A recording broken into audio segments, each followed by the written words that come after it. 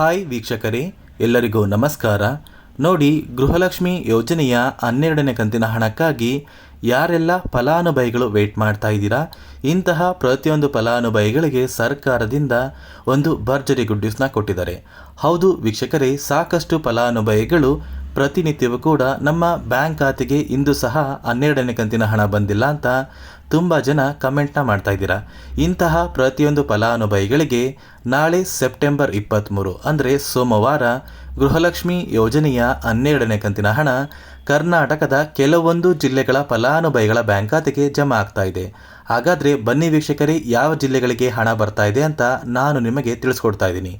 ಅದಕ್ಕಿಂತ ಮೊದಲು ವಿಡಿಯೋ ನೋಡ್ತಾ ಇರುವ ಪ್ರತಿಯೊಬ್ಬರ ಹತ್ರ ಕೂಡ ಒಂದು ಚಿಕ್ಕ ರಿಕ್ವೆಸ್ಟ್ ಇದೆ.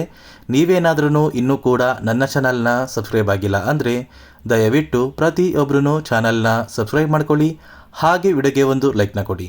ಹೌದು ವೀಕ್ಷಕರೇ, ಗೃಹಲಕ್ಷ್ಮಿ ಯೋಜನೆಯ ಪ್ರತಿಯೊಂದು ಫಲಾನುಭವಿಗಳು ಕಳೆದ ಒಂದು ತಿಂಗಳಿಂದ 12ನೇ ಕಂತಿನ ಹಣಕ್ಕಾಗಿ ಪ್ರತಿನಿತ್ಯವೂ ಕೂಡ ವೆಯ್ಟ್ ಮಾಡ್ತಾ ಇದ್ದೀರಾ. ಆದರೂ ಸರ್ಕಾರದಿಂದ ಫಲಾನುಭವಿಗಳಿಗೆ ಯಾವುದೇ ರೀತಿಯ 12ನೇ ಕಂತಿನ ಹಣ ಜಮಾ ಆಗಿಲ್ಲ. ಈ ಹಿಂದೆ ಸಚಿವೆ ಲಕ್ಷ್ಮೀ ಹೆಬ್ಬಾಳ್ಕರ್ ಅವರೇ ಗೃಹಲಕ್ಷ್ಮಿ ಯೋಜನೆಯ ಪ್ರತಿಯೊಂದು ಫಲಾನುಭವಿಗಳಿಗೂ 12 ಮತ್ತು 13ನೇ ಕಂತಿನ ಹಣ ಅಂದರೆ ಒಟ್ಟು 4,000 ಹಣನ ನಿಮ್ಮ ಬ್ಯಾಂಕ್ ಖಾತೆಗೆ ಜಮಾ ಮಾಡ್ತೀವಿ ಅಂತ ತಿಳಿಸ್ಕೊಟ್ಟಿದ್ರು. ಆದರೆ ಫಲಾನುಭವಿಗಳಿಗೆ ಯಾವುದೇ ರೀತಿಯ ಒಂದು ಹಣ ಜಮಾ ಆಗಿಲ್ಲ. ಇದೀಗ ಗೃಹಲಕ್ಷ್ಮಿ ಯೋಜನೆಯ 12ನೇ ಕಂತಿನ ಹಣ ಕುರಿತು ಪ್ರತಿಯೊಂದು ಫಲಾನುಭವಿಗಳಿಗೆ ಸರ್ಕಾರ ಒಂದು ಭರ್ಜರಿ ಗುಡ್ ನ್ಯೂಸ್ನ ಕೊಟ್ಟಿದ್ದಾರೆ. ಇನ್ನೇನು ಸೆಪ್ಟೆಂಬರ್ ತಿಂಗಳು ಮುಗಿತಾ ಬಂತು, ಅಂದರೆ ಸೆಪ್ಟೆಂಬರ್ ತಿಂಗಳು ಮುಗಿಯಲು ಇನ್ನೇನು ಒಂದು ವಾರ ಇದೆ ಅಷ್ಟೇ. ಸೊ ಇದೇ ಒಂದು ಸಂದರ್ಭದಲ್ಲಿ ಸರ್ಕಾರ ಗೃಹಲಕ್ಷ್ಮಿ ಯೋಜನೆಯ ಪ್ರತಿಯೊಂದು ಫಲಾನುಭವಿಗಳಿಗೆ 12ನೇ ಕಂತಿನ ಹಣನ ಜಮಾ ಮಾಡಬೇಕು ಅಂತ ನಾಳೆ ಸೋಮವಾರದಿಂದ ನಿಮ್ಮ ಬ್ಯಾಂಕ್ ಖಾತೆಗೆ ಹಣನ ಬಿಡುಗಡೆ ಮಾಡ್ತಾ ಇದ್ದಾರೆ. ಹೌದು ವೀಕ್ಷಕರೇ, ನಿಮ್ಮ ಬ್ಯಾಂಕ್ ಖಾತೆಗೆ ನಾಳೆಯಿಂದ ಹಣ ಬರ್ತಾ ಇದೆ. ಖಂಡಿತವಾಗಿಯೂ ಪ್ರತಿಯೊಂದು ಫಲಾನುಭವಿಗಳು ಯಾರೆಲ್ಲ ಇಲ್ಲಿಯವರೆಗೂ 11 ಕಂತಿನ ಹಣನ ಪಡ್ಕೊಂಡಿದ್ದೀರಾ, ಇಂತಹ ಪ್ರತಿಯೊಂದು ಫಲಾನುಭವಿಗಳಿಗೆ 12ನೇ ಕಂತಿನ ಹಣ ಬರ್ತಾ ಇದೆ. ನಿಮ್ಮ ಬ್ಯಾಂಕ್ ಖಾತೆಗೆ ಬರ್ತಾ ಇರುವಂತಹ 12ನೇ ಕಂತಿನ ಹಣ ಏನಿದೆ, ಆ ಒಂದು ಹಣ ಜುಲೈ ತಿಂಗಳ ಹಣ ಆಗಿದೆ. ಸರ್ಕಾರ ಇನ್ನೂ ಕೂಡ ಆಗಸ್ಟ್ ತಿಂಗಳ 13ನೇ ಕಂತಿನ ಹಣನ ಪೆಂಡಿಂಗ್ ಇಟ್ಕೊಂಡಿದೆ. ಈ ಪೆಂಡಿಂಗ್ ಇರುವಂತಹ ಹಣ ನಿಮ್ಮ ಬ್ಯಾಂಕ್ ಖಾತೆಗೆ ಯಾವಾಗ ಬರುತ್ತೋ ಅಂತ ಗೊತ್ತಿಲ್ಲ. ಆದರೆ 12ನೇ ಕಂತಿನ ಹಣ ಏನಿದೆ, ಆ ಒಂದು ಹಣ ನಾಳೆಯಿಂದ ಪ್ರತಿಯೊಂದು ಫಲಾನುಭವಿಗಳ ಬ್ಯಾಂಕ್ ಖಾತೆಗೆ ಜಮಾ ಆಗಲಿದೆ.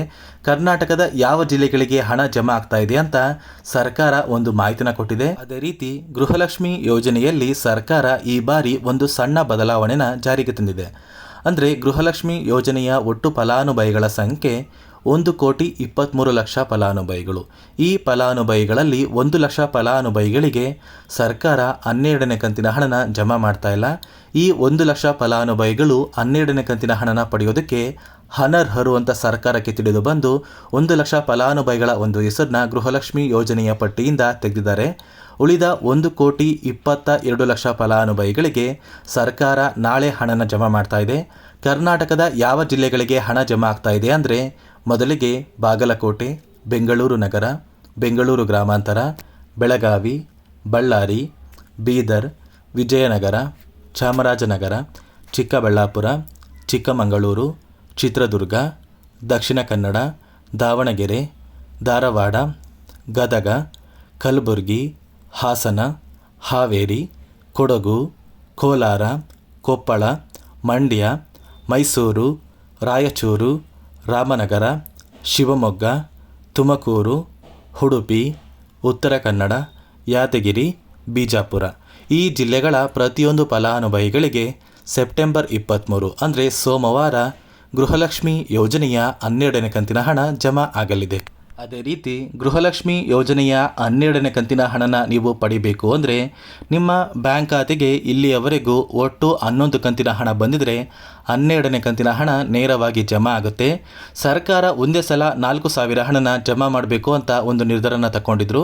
ಆದರೆ ಇಲ್ಲಿ ಫಲಾನುಭವಿಗಳಿಗೆ 4,000 ಹಣ ಬರೋದು ಪಕ್ಕಾ ಗ್ಯಾರಂಟಿ ಇಲ್ಲ ಸ್ನೇಹಿತರೆ. ಆದರೆ 2,000 ಹಣ ಅಂದರೆ 12ನೇ ಕಂತಿನ ಹಣ ನಿಮ್ಮ ಬ್ಯಾಂಕ್ ಖಾತೆಗೆ ಬರೋದು ಖಂಡಿತವಾಗಿಯೂ ನಿಜ. ಫಲಾನುಭವಿಗಳು ಯಾರೆಲ್ಲ ಪ್ರತಿನಿತ್ಯವೂ ಕೂಡ 12ನೇ ಕಂತಿನ ಹಣಕ್ಕಾಗಿ ಬ್ಯಾಂಕಿಗೆ ಹೋಗ್ತಾ ಇದ್ರಿ, ತುಂಬ ಜನ ನಿಮ್ಮ ಬ್ಯಾಂಕ್ ಖಾತೆಯ ಒಂದು ಸ್ಟೇಟ್ಮೆಂಟ್ನ ಕೂಡ ಚೆಕ್ ಮಾಡಿಸ್ತಾ ಇದ್ರಿ. ಇಂತಹ ಪ್ರತಿಯೊಂದು ಫಲಾನುಭವಿಗಳಿಗೆ ನಾಳೆಯಿಂದ ಹಣ ಜಮಾ ಆಗಲಿದೆ.